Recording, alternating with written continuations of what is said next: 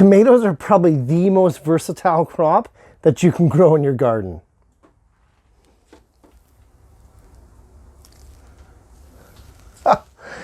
Given the right soil, space, moisture, and light, tomatoes can grow in pretty much anything.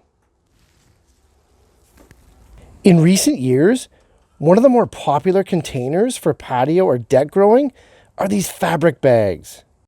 Super lightweight and durable, you can see why apartment and condo growers have flocked to them.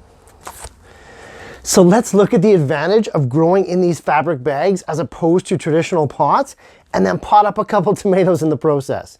And it starts right now.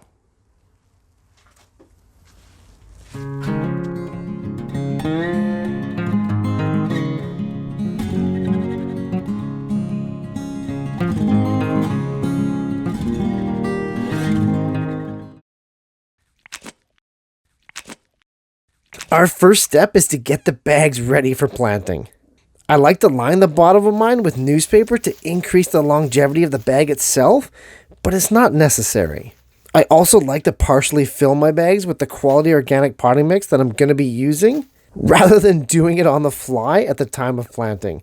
It just makes it easier. The amount that I fill the bags with depends entirely on how large or how tall the plants we're going to be dealing with. Knowing that I'm planting tomatoes and that they like to be planted as deep as possible, I'm just going to put a skim coat on the bottom. Alright, now we're ready to plant. Here, I'm working with an heirloom bush cherry tomato known as Tiny Tim. These starters have grown quite large and definitely too tall, so I'm going to be stripping the bottom 4 or 5 leaf nodes so that this plant can get in there as deep as possible.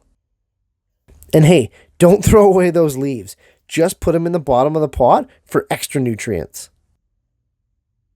To remove the tomato plant from the pot, especially ones that have grown this large, don't yank on the stem. Rather, simply turn it upside down and coax off that pot using patience. Place the plant down as far as it'll go in the grow bag and begin potting the tomato plant up. You can buy some pretty decent potting or container mixtures, but for you DIY types, I'll throw a link in the description below to how I make my own ultimate potting mix right at home. Plant and fill up the pot about 80% full and compress that soil around the stem firmly to keep that plant snug and in place. You can add a little bit more mixture at the end if need be.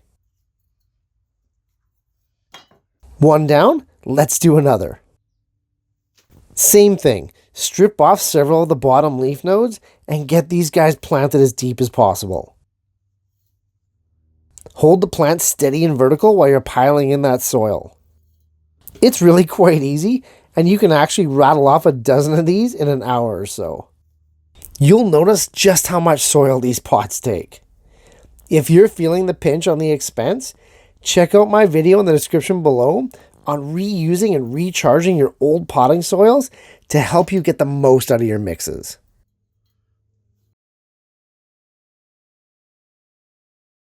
Finally, we need to mulch and then make sure these plants get an extremely thorough first watering.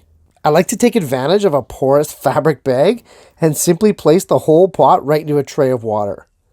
I let it sit for around 2 hours and it'll soak up as much water as it needs. While it's soaking, I can now mulch. With a large surface area like this, mulching is not optional. Here, I'm using a 50-50 mix of shredded leaves and grass clippings. I like to lay it on thick, at least 2 inches.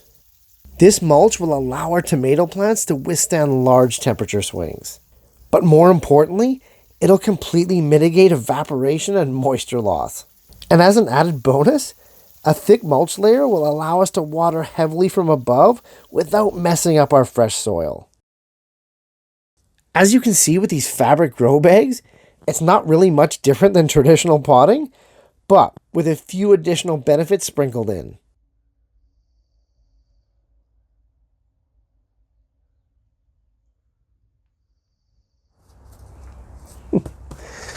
Fabric grow bags are great. And the ability of me to have this channel to share all of my gardening experiences with you guys is amazing. But do you know what else is amazing? You guys being able to share your pictures, videos, questions, knowledge, and successes as well. A few months ago, I started the Facebook group called Growing Better. It was suggested to me by a fellow gardener, and I really didn't think too much about it at the time. The group has grown to a few hundred members quite quickly, and the value in it has also increased. With YouTube, my videos usually entail me talking about a particular garden issue. Interactivity is extremely limited, and it's usually just me and a few of the members talking back and forth in the comment section. At the Growing Better group, not only can we chat, but you can also ask questions, share your own pictures and videos, and even share your success stories to help your fellow gardeners. This gives the group a much greater sense of community, and the flow of information is more poignant and accurate. You can also team up and learn from gardeners in your area that share the exact same geographic and climatic challenges. If you're into gardening, I highly recommend that you join. It doesn't cost anything, and I'll never ask for anything from its members other than we be polite at all times. I'm super grateful for you all watching my videos and supporting this channel. It's really amazing. The Facebook group is my way of giving back and showing you that this gardening journey is not just a one-way street.